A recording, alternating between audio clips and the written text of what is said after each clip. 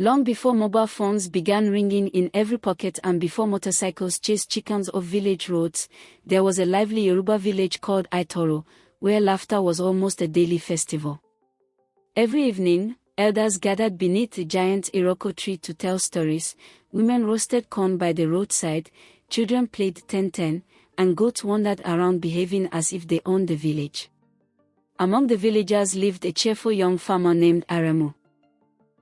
Aremu had one unusual talent. He could make anyone laugh. If an old woman was angry, Aremu would imitate a stubborn goat trying to climb a palm tree. If children were crying, he would pretend to wrestle with a chicken that refused to be cooked. Even the village chief once laughed so hard that his cap landed inside a basket of yams. Everyone loved Aremu. Except one person. His mother. Mama Abeni. Every morning she repeated one sentence.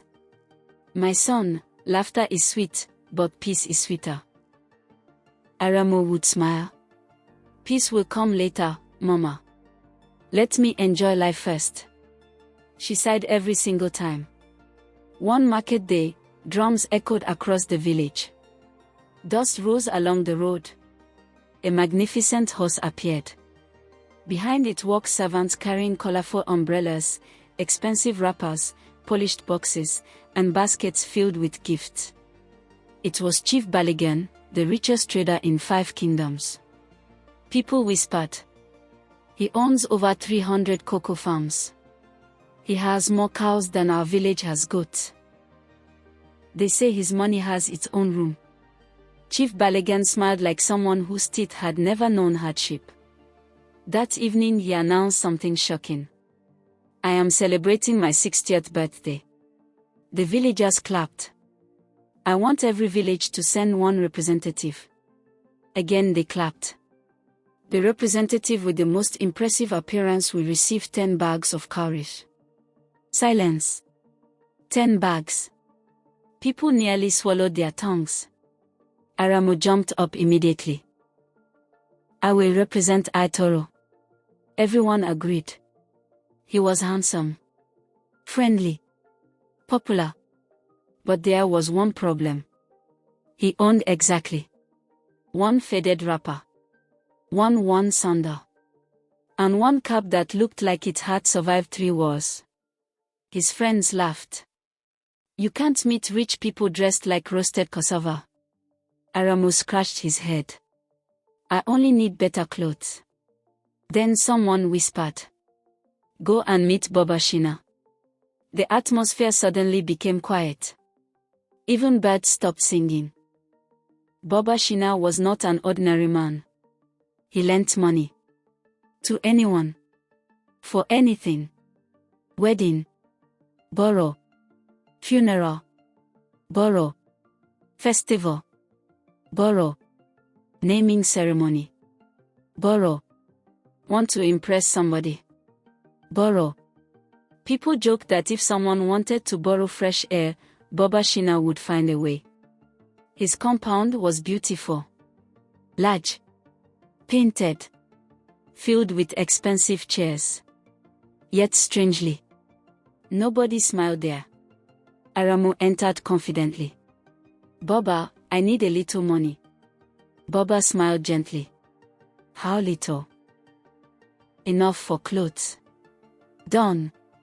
And shoes. Done. A walking stick. Done. Gold chain. Done. Horse. Done. Drummers. Done. Umbrella carriers. Done. Perfume. Done. Imported hat. Done." Each time Baba Shina simply nodded. His assistant kept writing. Writing.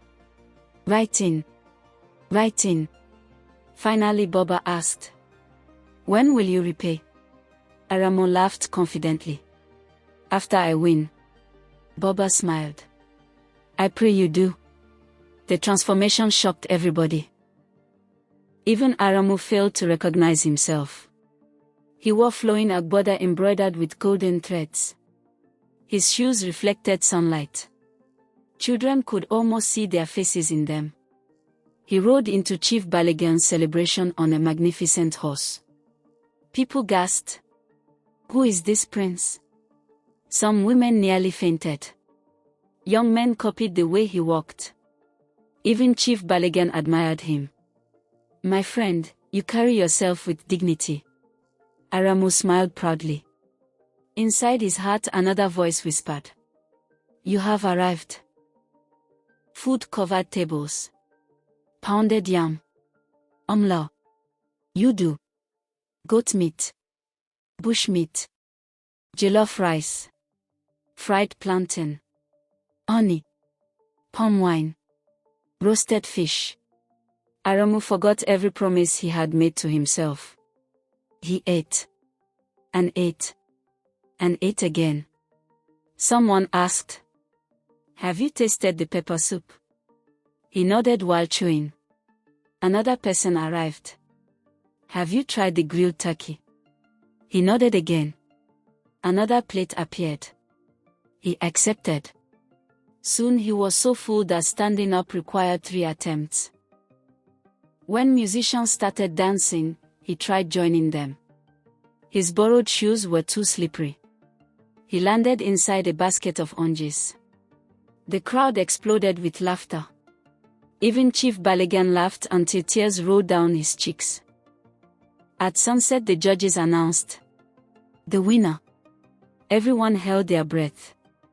Aremu of Aitoro. The village erupted.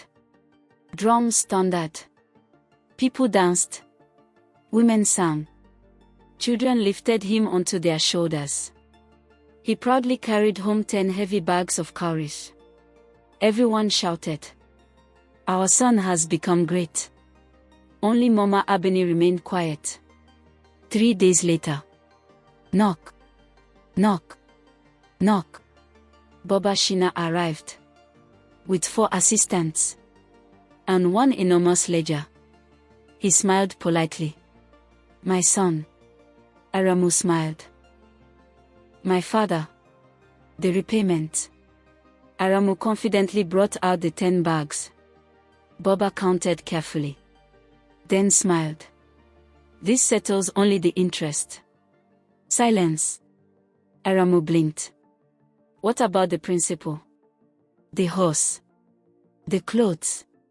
The musicians. The perfume. The umbrella. The shoes. The transportation. The processing fee. The gratitude fee. The early approval fee. The documentation fee. The happiness fee." Aremu nearly collapsed. Life changed overnight. Every sunrise brought collectors. Every sunset brought reminders. Whenever Aremu heard footsteps, he hid. Inside yam barns. Under fishing nets. Behind goats. Inside empty baskets. One afternoon he hid inside a large clay pot. Unfortunately, the owner's wife returned. Thinking the pot was empty, she filled it with cold water. Aremu shouted from inside. The woman screamed. Neighbors rushed over carrying sticks. Someone yelled, "The pot is haunted." Aremu burst out soaked from head to toe. The entire village laughed for 1 whole week. Death demanded payment. His goat went first. Then his bicycle. Then his farmland. Then his palm trees. Then his mother's grinding stone. Even his favorite chair disappeared. Visitors stopped coming. People who once called him our prince suddenly became busy whenever they saw him. Only Mama Abeni remained. She quietly cooked whatever little food they had. One evening she asked softly, "Do you now understand why I kept saying peace is sweeter?" Aremu lowered his head. For the first time, he cried. An old traveler named Baba Ifoloi stopped by their compound. He listened to everything. Then laughed. "Young man, you borrowed money to buy respect. You should have borrowed wisdom instead." He continued. Respect earned by appearance disappears when the clothes disappear. But character remains. Those words pierced Aremu's heart more deeply than any spear. Aremu refused to run anymore. He visited Baba Shina. I cannot pay everything today, but I will pay honestly. From that day, he worked harder than ever. He farmed, fetched firewood, repaired fences, harvested cocoa, carried traders' loads, built barns, helped fishermen, worked from sunrise until moonlight. Slowly, one death disappeared. Then another. Years passed. Finally, one beautiful morning, Baba Shina closed the ledger. He smiled genuinely. You owe me nothing. For the first time in many years, Aremu slept peacefully. No hiding. No fear. No nightmares. Only peace. Several years later, the village organized another grand celebration.